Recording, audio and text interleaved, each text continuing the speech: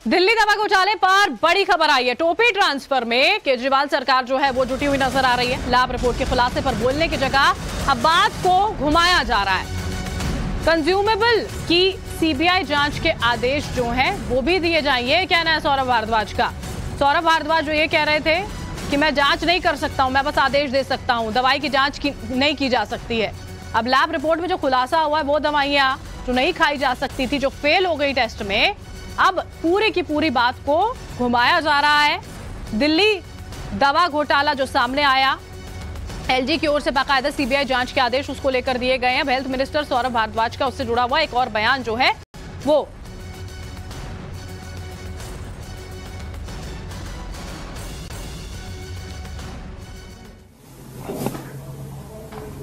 इस बात से हैरान हूं कि जब ये सैंपल्स उठाए गए थे उसके करीब 1-1.5 महीने बाद मुझे ये बात किसी चर्चा के अंदर बताई गई कि ऐसा ऐसा सैंपल्स उठाए गए हैं। और उसके अंदर 2 तरीके के सैंपल्स उठाए गए थे, एक तो कंज्यूमेबल्स और एक मेडिसिन्स। कंज्यूमेबल्स क्या होते हैं? कंज्यूमेबल्स होते हैं जैसे bandage, cotton wool, etcetera etcetera. और वो कंज्यूमेबल्स के सैंपल्स भी मुझे बताए गए बहुत सारी जगह जो है स्टैंडर्ड के नहीं पाए गए।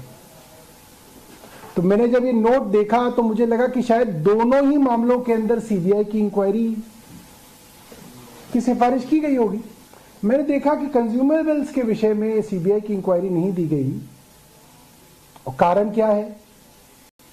कारण यह है कि जो कंज्यूमेबल्स अस्पतालों ने खरीदे थे वो केंद्र सरकार की जेम से खरीदे थे। केंद्र सरकार की वेबसाइट है जेम, गवर्नमेंट ई मार्केट, उस पे से वो सैंपल्स खरीदे गए थे। लिहाजा ऐसा लगा होगा कि इसकी जांच अगर कराएंगे तो उंगली केंद्र सरकार पे आएगी, इसलिए उस जांच को सीबीआई में नहीं भेजा गया, जिसका जवाब वही बता सकते हैं जिन्होंने इसको भेजा। दिल्ली दवा घोटाले में केजरीवाल सरकार ने टोपी ट्रांसफर का खेल शुरू कर दिया। वहीं दिल्ली के डॉक्टर सवाल उठा रहे हैं कि ये जनता का मामला है, इसमें सियासत की जगह जांच की जानी चाहिए। ये जनता को खुदकुशी में धकेलने जैसी बात है। सारी दवाइयां जितनी आपने बताई ये लाइफ सेविंग ड्रग हैं।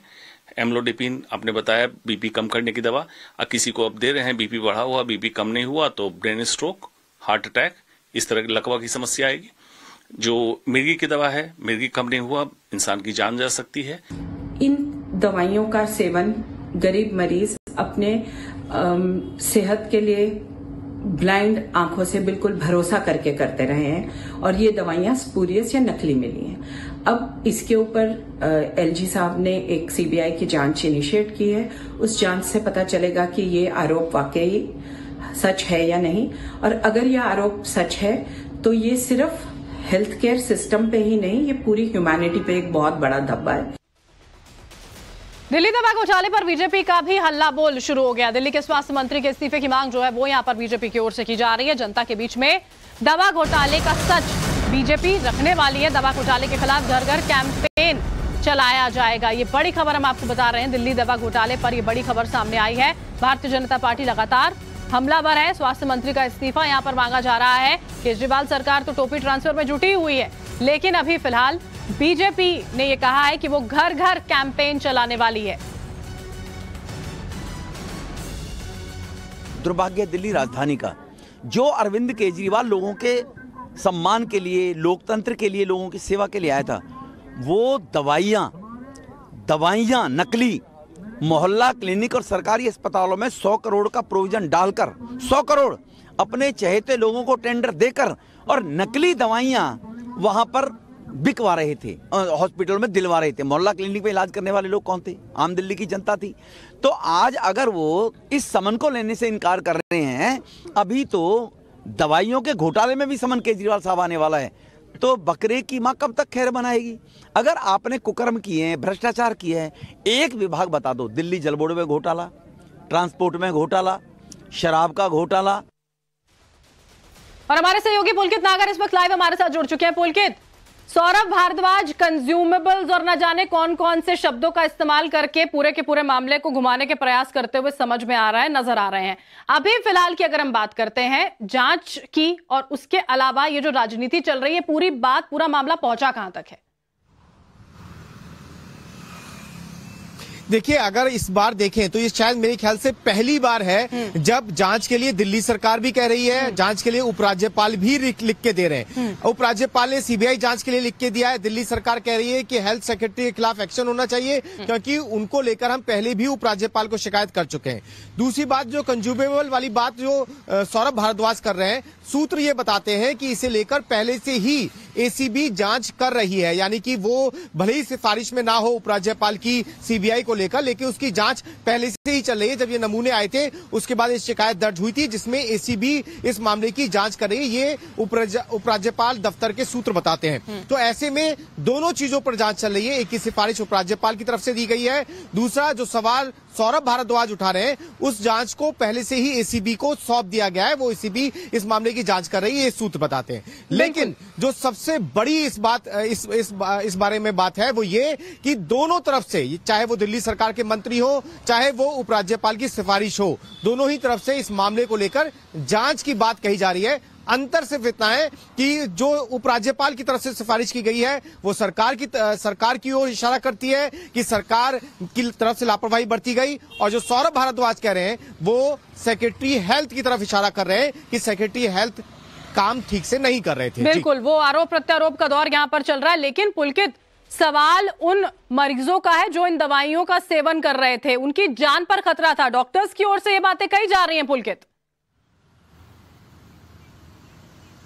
देखिए, जाहिर तौर पर अगर हम दिल्ली के मॉडल को समझें तो दिल्ली में एजुकेशन और हेल्थ ये सबसे बड़े मुद्दे हैं आज की राजनीति के, और अगर ऐसे में 3 अस्पतालों से 10% नमूने फेल हो जाते हैं तो दिल्ली की जनता की चिंता बढ़ जाती है कि आखिर दिल्ली में किस तरीके की दवाएं मौजूद थी। बिल्कुल, और जो आप कह रहे हैं पुलकित, देखिए बार बार एजुकेशन मॉडल, हेल्थ मॉडल का ही जिक्र करते रहते हैं और थकते नहीं है अरविंद केजरीवाल, और उसके बाद ऐसी खबरें आएंगी तो सवाल तो जनता उठाएगी। मैं वापस आपके पास लौटूंगी।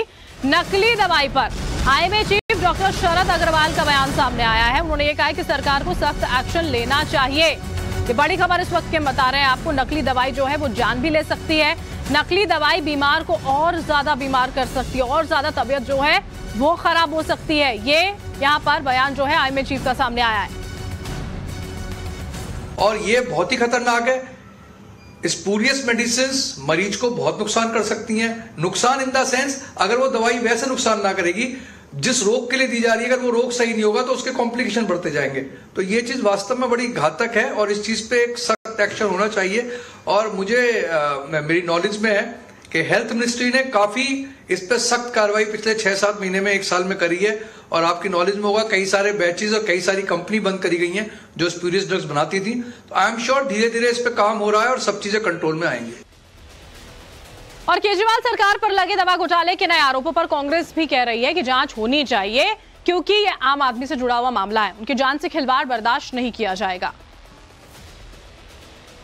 ये बहुत ही गंभीर इशू है, ऐसा कुछ है तो बिल्कुल इसको इंक्वायर करके गिल्टी पर्सन्स के खिलाफ एक्शन होना चाहिए। और ये बहुत बड़ी चूक है अगर ये हो रही है तो इसके अंदर जो है बिना किसी कोताही के जिम्मेवार लोगों के खिलाफ कार्रवाई होनी चाहिए। अगर नकली दवाओं की सप्लाई है, अगर एलजी ने आदेश दिया है तो सीबीआई को जांच करना चाहिए, लेकिन मैं सीबीआई को, ईडी को, इनकम टैक्स को अब निष्पक्ष नहीं समझता हूँ। यह भी एक बात है, तो यह बियॉन्ड डाउट एस्टेब्लिश किया जाना चाहिए कि वास्तव में नकली दवाओं की सप्लाई हो रही थी।